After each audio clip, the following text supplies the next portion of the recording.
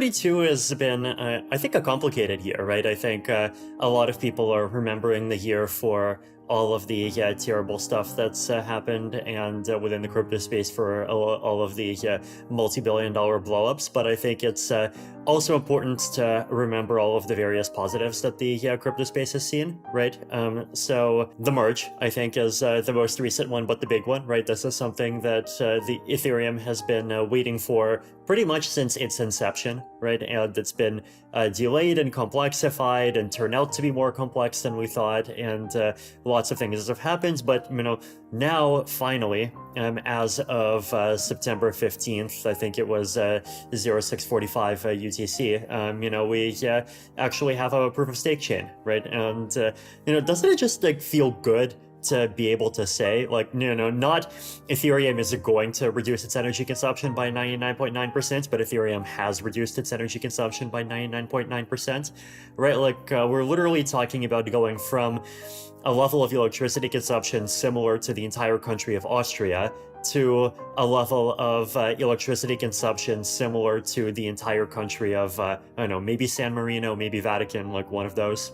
Vitalik Buterin is the founder of Ethereum, the second largest cryptocurrency in the world.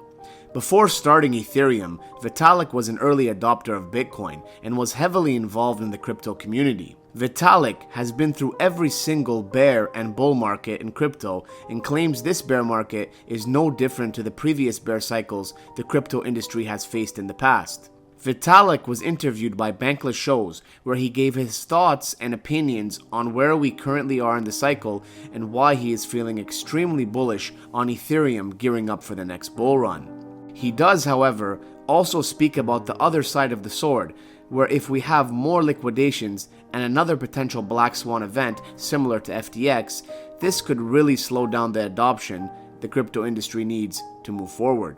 Here's more of what Buterin had to say. But before we do that, if you enjoy finance videos, please support the channel by liking the video, subscribing, and dropping your questions or comments below. As someone who's been through multiple market cycles, every single market cycle has the bad year, right? The down year, right? Is 2022 unusual for you in contrast to other years of crypto? I'm trying to compare 2022 against the kind of early to mid bear market periods of the previous cycles, right? If you want to show people visuals, one great visual to show right now is the Bitcoin price from 2011 to now. Bitcoin just because Ethereum unfortunately didn't exist in 2011. But if you look at that, right, you see kind of the great cycles, right? And you have 2011, and then the really big one at the end of 2013, and then the even bigger one in 2017, and then the super big one in 2021, right? And see, the very first one at the left, it's so low that we don't even notice it, right? If you just click the log button, wow. And so the 2015, right? So if you go down that flat part after the first peak, that's when Ethereum launched, right? So then 2018, that's the flat and the kind of cup and handle after the second bull market. That's when Uniswap was created and started existing for the first time. Now let's look at the flat and slightly decreasing line after the third bubble.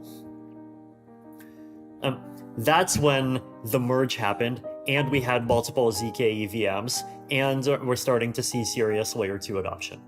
So post-peak periods are always periods in which there actually are some pretty significant technological progress that is happening. They are periods where, often it's easier for people to get back to work because the numbers aren't giving them dopamine hits every 6 hours anymore. They're periods where a lot of real work gets done, and even periods where the good gets separated from the bad, right? So one of the other reasons I wanted to make that analogy is that if you go back to 2014, right, the FTX of 2014, kind of, Mt. Gox, I actually kind of don't want to even call Mt. Gox the FTX of 2014, because I just feel like the way, Mark Karpellis did a bunch of horrible stuff, but I actually feel like the way that he has handled himself post-blow-up has actually been kind of honorable. He hasn't tried to give himself a Suju-style redemption arc, or, would kind of give himself attention on Twitter. He just kind of, went quiet for a while, just diligently worked on helping people get their money back, and working on GOX and other things, right? Like that's it's like our villains are getting lower quality now, right? It's like Mark, I think he is actually like improved in ways that like I just unfortunately don't expect people like Sue and Kyle to improve even a decade from now. But very much hope I'm wrong though. I think I'm always happy when people positively outperform my expectations, right? But the Mt. Gox blow up in 2014, it did feel like an existential crisis for the crypto space. It felt like a huge crisis for Bitcoin. It felt like a huge crisis for legitimacy. It was an invitation for regulators to swarm around the space. And it did have a lot of bad consequences in all kinds of places, and it made a huge number of people very unhappy. 2022, a lot of very similar things are happening, except, now we have, I think, a much more interconnected crypto space, and we have a lot more sophistication, and so, on the other hand, a lot more fragility and contagion happening, right? Though I think it's important to remember that, like, in 2014, there was fragility and contagion too, right? Because Mt. Gox, when it collapsed, it was both the thing causing the crypto prices to crash, and also the thing that people were used to as being the place where prices moved up and down. And so the market had to, like, basically crash and change where its numbers were coming from at the same time, right? And here, this year we had the double whammy of obviously first Luna coming back down to Earth, and Terra going back down to somewhere much, much lower than Earth, and 6 months later, obviously, FTX blowing up, and then a month after that, I think BlockFi is like in bankruptcy or something like that now, right? It's definitely echoes of a similar situation, but at the same time, like, I don't want to all be rosy about it, because I think the other thing that's important to remember now that I think will make 2022 harder to recover from than 2014 is that I think a community having, like, this very high variance and, like, both high excitement and high turnoff approach to existing is something that's a very good strategy when you're trying to increase adoption from 0.1% to 10%, but it's a terrible strategy when you're trying to increase adoption from 10% to 70%, right?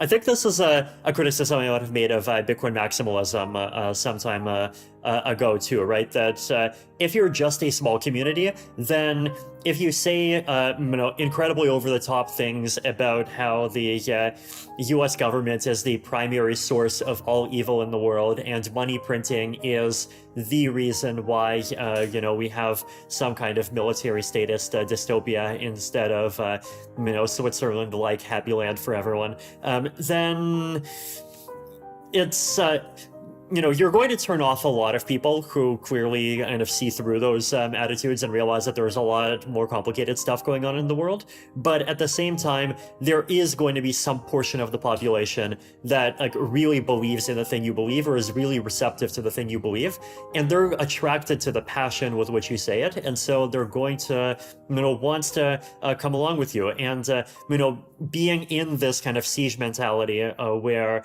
they are one of the few brave soldiers pushing forward the future, even if huge portions of the mainstream world and the Paul Krugmans and the Elizabeth Warrens and all of those characters are rabidly against them. Like, there is a group of people to whom that, like, being in that position of the siege narrative really appeals to them, right? But that's how you get from 0.1% to 10%. And crypto is no longer in the stage of getting from 0.1% to 10%. I think there have been adoption charts and, like, estimates that people have attempted to make, and in some countries, ownership of cryptocurrency is, like, literally at the 10% of the population level.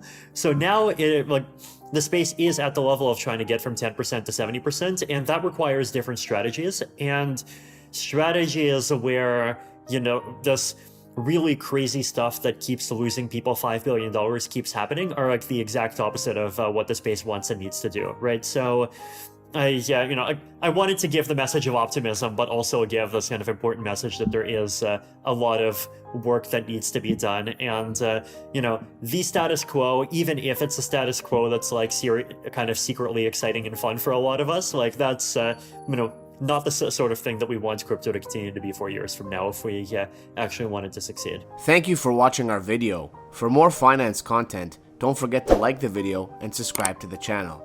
And remember, when in doubt, just hodl.